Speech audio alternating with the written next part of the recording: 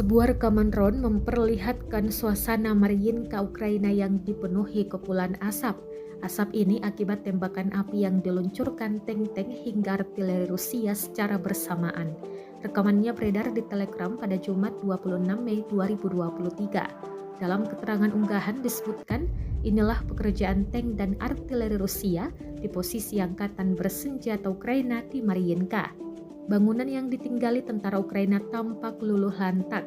Rekamannya pun menuai berbagai komentar dari warganet.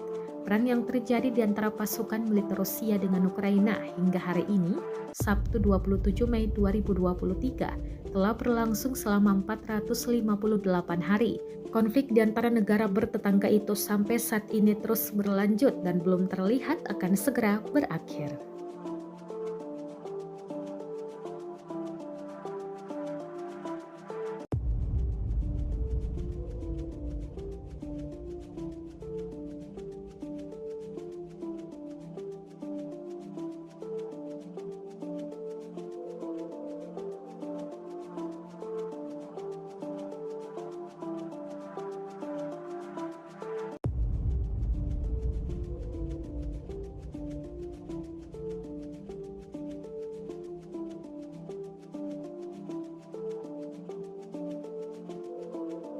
Terima kasih sudah nonton.